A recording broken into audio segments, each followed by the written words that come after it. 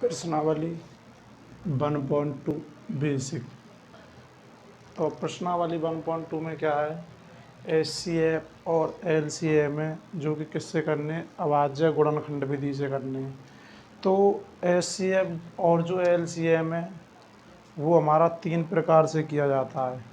पहला था यूक्लिड विभाजन एल्गोरिथम द्वारा, जो कि हम कर चुके हैं, और अब रह गया अभाज्य गुणनखंड विधि और भाग विधि, 2 प्रकार से और किया जाता है।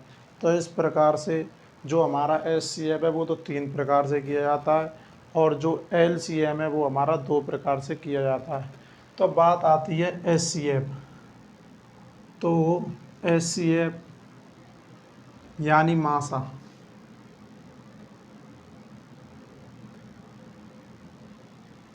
यानी एचसीएफ। तो इसकी परिभाषा क्या है, वह बड़ी से बड़ी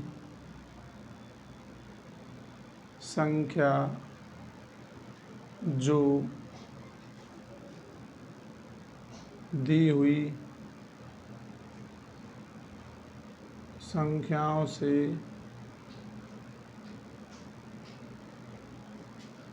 से पूर्ण विभाजित है। बड़ी से बड़ी संख्या जो दी हुई संख्याओं से पूर्ण विभाजित हो जाए वह मासा या एचसीएफ या महत्तम समावर्तक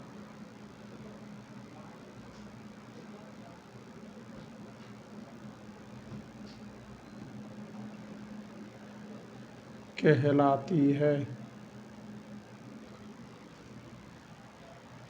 वह बड़ी से बड़ी संख्या जो दी हुई संख्याओं से पूर्ण विभाजित हो जाए वह मासा या एचसीएफ या महत्तम समावर्तक कहलाती है। अब जो मासा है हमारे कितने प्रकार से किया जाता है, मासा। तो मासा को करने के हमारे 3 प्रकार हैं। पहला था यूक्लिड विभाजन एल्गोरिथम द्वारा। अब पहले प्रकार से हम कर चुके हैं, अब जो 2 प्रकार रह गए उनसे करेंगे। तो मासा को बोलते हैं हम एचसीएफ, जहाँ पर मा मतलब होता है महत्तम और सा मतलब होता है समावर्तक।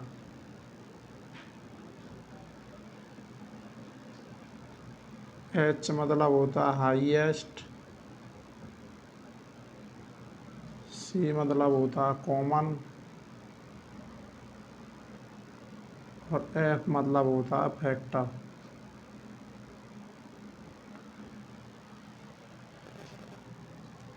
तो जो हमारा मासा है वह 2 प्रकार से किया जाता है। पहला है prime factor method, prime factor method, जिसे बोलते हैं हम अभाज्य गुणनखंड विधि। दूसरा आता है डिवीजन मेथड,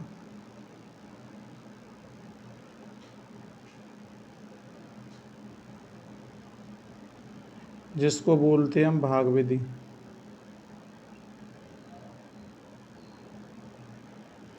तो यहाँ पर एक बात याद रखेंगे, चाहे सवाल अभाज्य गुणनखंड विधि से करो चाहे भाग विधि से करो, जो दोनों से एचसीएफ है वो हमेशा सेम आता है। यानी जो दोनों से मासा है वो कैसा आता है, हमेशा सेम आता है। चाहे अभाज्य गुणनखंड विधि से करना चाहे भाग विधि से करना, जो एचसीएफ है वो कैसा आएगा, सेम आएगा। उदाहरण जैसे संख्या दी हुई है 6 12 और 18। तो अभाज्य गुणनखंड विधि में क्या करते हैं हम, अभाज्य गुणनखंड विधि में हर एक संख्या का अलग अलग फैक्टर किया जाता है। तो कैसे करेंगे भाई, जैसे 6 लिया, 6 के फैक्टर किए, 2 का डिवाइड 6 में 3 बार, 3 का डिवाइड 3 में 1 बार, 12 के करेंगे 6 बार, फिर 2 से दिया 3 बार, फिर 3 से किया 3 में 1 बार, फिर 18 के करेंगे, 2 का 18 में 9 बार, 3 का 3 में 3 बार, 3 का 9 में 3 बार, 3 से 3 में 1 बार। अब जिस संख्या के जो फैक्टर हैं वो उस संख्या के सामने लिख दिए जाएंगे, यानी लिख देंगे। 12 के क्या होंगे, 2 इंटू 2 इंटू 3। 18 के क्या होंगे, 2 इंटू 3 इंटू 3। तो एचसीएफ में क्या करते हैं हम, जो हमको तीनों संख्या दी होंगी, जो हमको तीनों नंबर दिए हुए हों या 2 नंबर दिए हों या 4 नंबर दिए हुए हैं, जो इन तीनों नंबरों के जो फैक्टर जो सेम होगा, यानी जो गुणनखंड सेम होंगे, वह हमारा एचसीएफ कहलाता है। जैसे यहाँ पर क्या है, तीनों में 2 आ रहा है और तीनों में ही 3 आ रहा है, तो एचसीएफ हो गया हमारा 2 गुणा 3, तो एचसीएफ बराबर आ गया 6। ये है हमारी अभाज्य गुणनखंड विधि, जिसको हम बोलते हैं प्राइम फैक्टर मेथड। अगली आती है डिवीजन मेथड, यानी भाग विधि।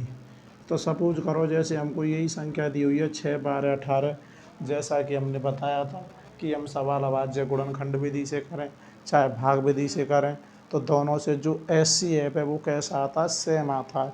तो हमने अभाज्य गुणनखंड विधि से निकाल कर देखा 6 आया।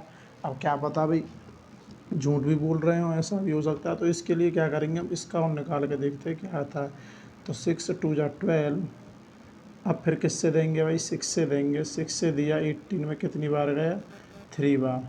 तो ये हो गई हमारी क्या, भाग विधि। भाग विधि में क्या करते हैं, तो एचसीएफ कितना आया, 6। तो यहाँ दोनों से एचसीएफ कैसा आया, सेम आया, यानी भाग विधि से भी 6 आया और अभाज्य गुणनखंड विधि से भी 6 आया। ये हो गया हमारा मासा, यानी एचसीएफ हो गया कंप्लीट। यदि पेपर में कहता है कि अभाज्य गुणनखंड विधि से मासा कीजिए तो इस तरीके से करना है, यदि पेपर में कहता है कि भाग विधि से कीजिए तो इस तरीके से करना है। एक बार और समझेंगे। एचसीएफ को बोलते हैं मासा। अब मासा कहते किसे, वह बड़ी से बड़ी संख्या जो दी हुई संख्याओं से पूर्ण विभाजित हो जाए, वह मासा या एचसीएफ या महत्तम समापवर्तक कहलाती है। तो मासा के 2 पार्ट हुए, मा का मतलब होता है महत्तम, सा का मतलब होता है समापवर्तक। एच का मतलब हाईएस्ट, सी का मतलब कॉमन और एफ का मतलब होता है फैक्टर। ऐसे ही मासा के 2 पार्ट हुए। मासा को कितने हिस्सों में बांट दिया गया, मासा को 2 हिस्सों में बांट दिया गया। पहला था प्राइम फैक्टर मेथड, दूसरा था division method. Prime factor method को बोलते हैं अभाज्य गुणनखंड विधि, डिवीजन मेथड को बोलते हैं भाग विधि। चाहे हम सवाल अभाज्य गुणनखंड विधि से करें चाहे भाग विधि से करें, चाहे हम मासा अभाज्य गुणनखंड विधि से निकालें चाहे भाग विधि से निकालें, जो मासा है वो दोनों का कैसा आता है, सेम आता है।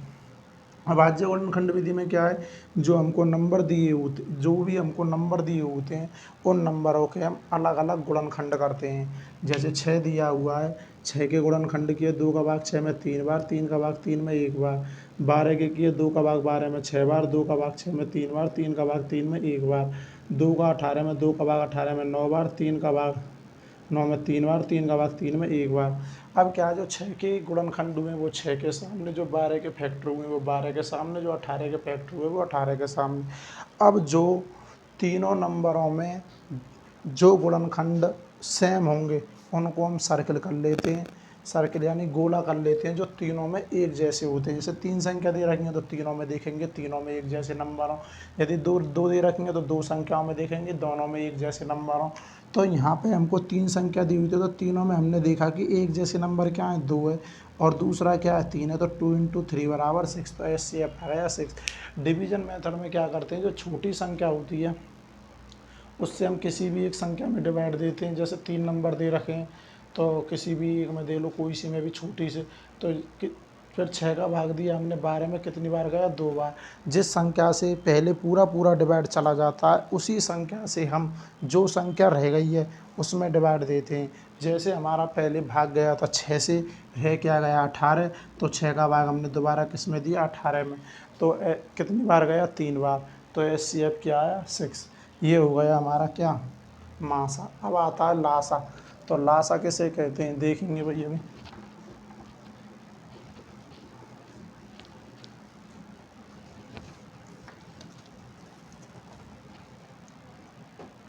लासा किसे कहते हैं,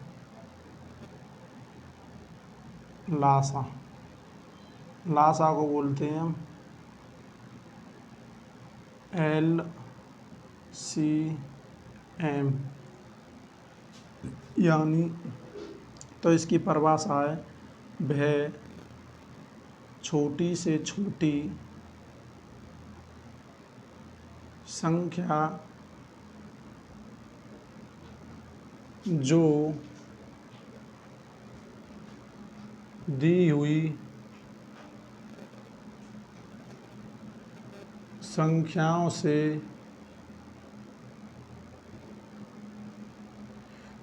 पूर्ण विभाजित हो जाए, पूर्ण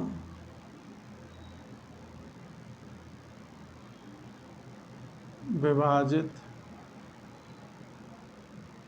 हो जाए वह लासा कहलाती है। तो वह क्या कहलाती है, वह लासा कहलाती है।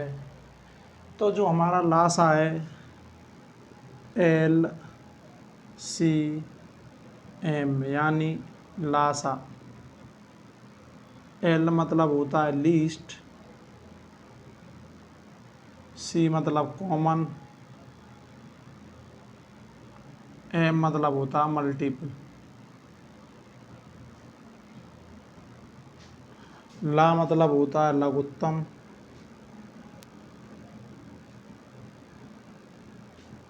सा मतलब होता है समापवर्तक।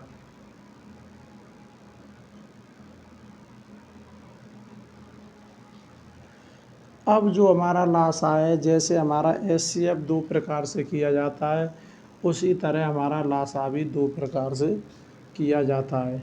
पहला आता है अभाज्य गुणनखंड विधि द्वारा लासा,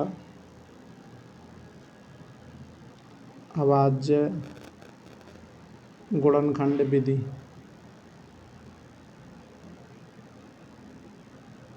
दूसरा आता है भाग विधि।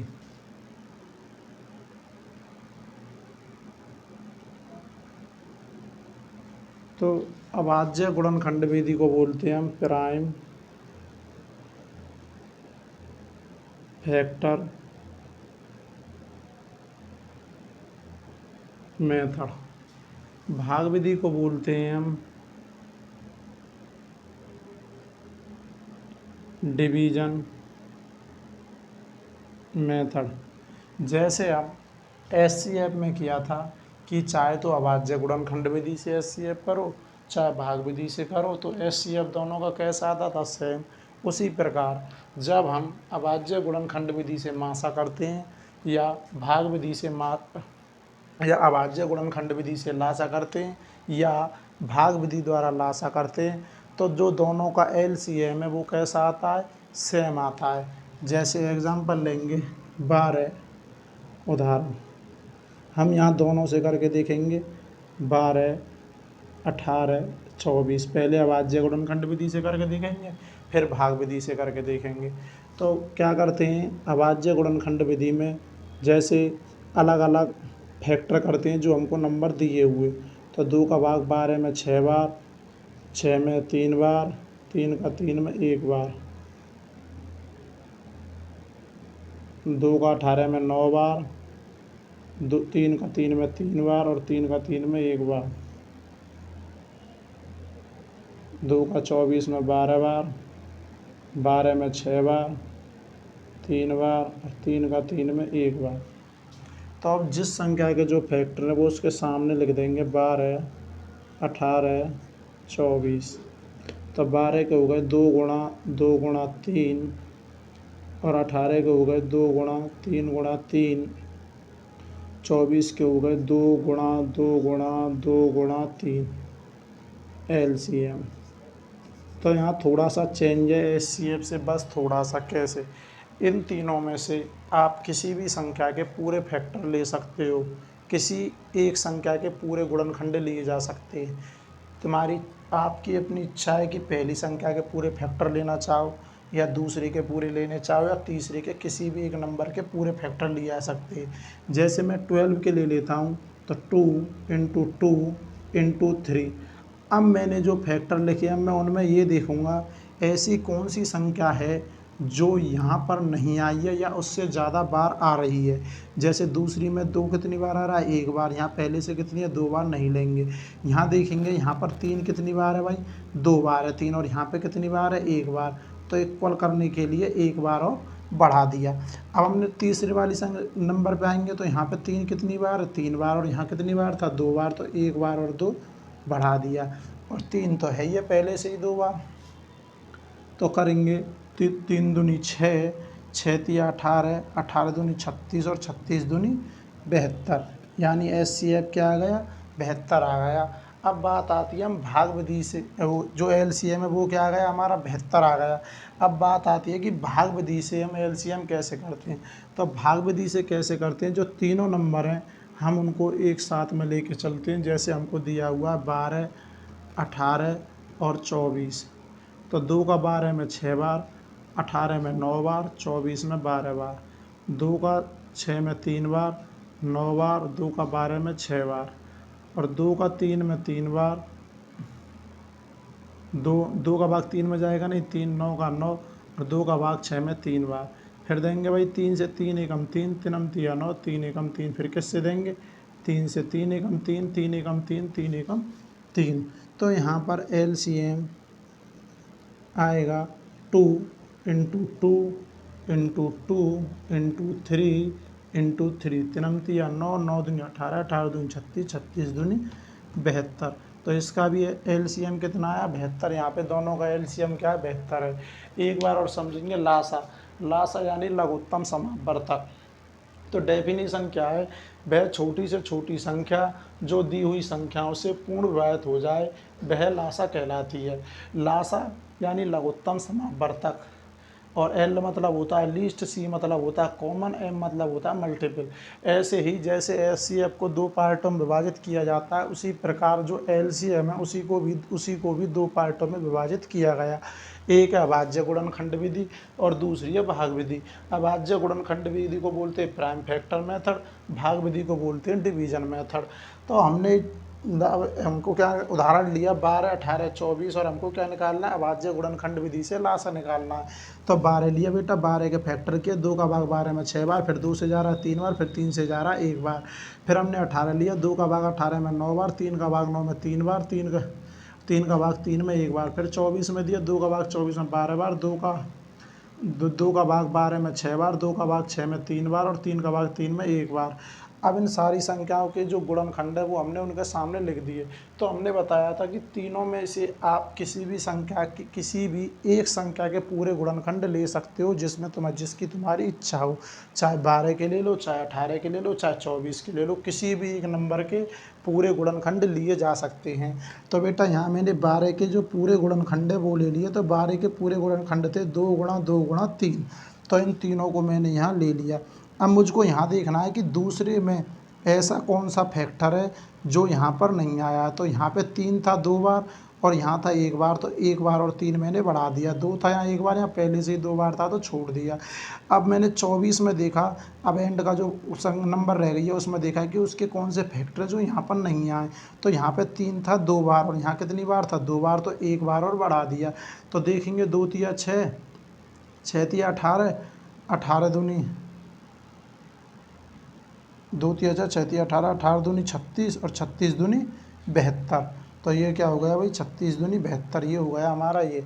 अब हमने इसी को भाग विधि से करके देखा। भाग विधि में क्या करते हैं, सभी संख्याओं को एक साथ लेके फैक्टर किया जाता है। जैसे कि हम अभाज्य गुणनखंड विधि में क्या करते थे, सभी संख्याओं को अलग अलग लेके करते हैं, तो ऐसे ही भाग विधि में क्या करते हैं, सभी संख्याओं को एक साथ लेकर किया जाता है। तो 2 का भाग 12 में 6 बार, 2 का भाग 18 में 9 बार, 2 का भाग 24 में 12 बार, फिर 2 से दिया, 2 का भाग 6 में 3 बार, 9 में नहीं जाएगा, 9 का 9, और 2 का भाग 12 में 6 बार, फिर 2 का दिया, 3 में नहीं जाएगा, 3 का 3, 9 में नहीं जाएगा, 9 का 9, फिर 2 का भाग 6 में 3 बार, फिर 3 से दिया, 3 का भाग 3 में 1 बार, 3 का भाग 9 में 3 बार, 3 का भाग 3 में 1 बार, फिर दोबारा 3 से जा रहा, फिर 3 से दिया, 1 का 1, 3 एकम 3 और 1 का 1। अब क्या करते हैं, जिन जिन संख्याओं से हमने भाग दिया उन सब का मल्टीप्लाई करेंगे, जो मल्टीप्लाई करके जो आएगा वो हमारा क्या होगा, LCM होगा। जैसे देखेंगे 2 गुणा 2 गुणा 2 गुणा 3 गुणा 3, तो तिनमतिया 9, तिनमतिया 9, 9 दूनी 18, 18 दूनी 36, 36 दूनी 72, तो ये हमारा LCM कितना हुआ है, 72। अब यहाँ पर बेसिक रूप में इसके 2-3 फार्मूले और आते हैं जो कि इस तरीके से देखेंगे।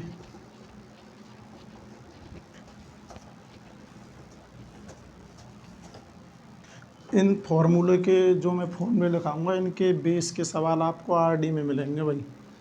देखेंगे कैसे। जैसे आ जाता है, पहला फार्मूला है सूत्र कि दो संख्याओं का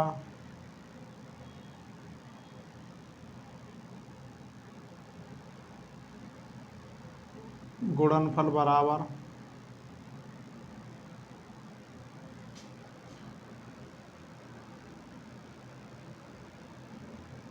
मासा इंटू लासा, और आ जाता है तो लासा बराबर फॉर्मूला होता है कि दो संख्याओं का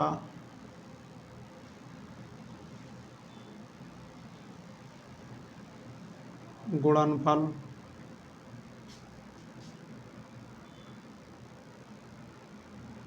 बटे में मासा। मासा बराबर फॉर्मूला होता है कि दो संख्याओं का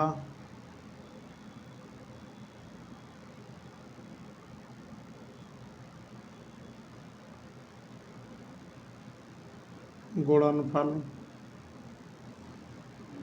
बटे में लासा। और आता है इसी में अगला फॉर्मूला कि इस तरीके से भी आ सकता है, पहली संख्या इंटू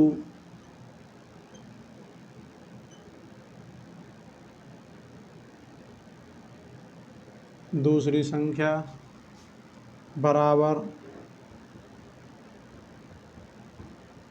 मासा इंटू लासा। इस तरीके से भी आ सकता है कि पहली संख्या इंटू दूसरी संख्या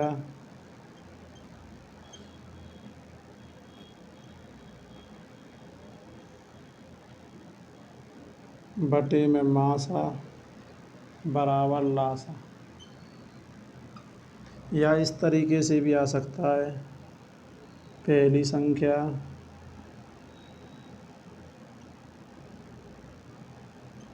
इंटू दूसरी संख्या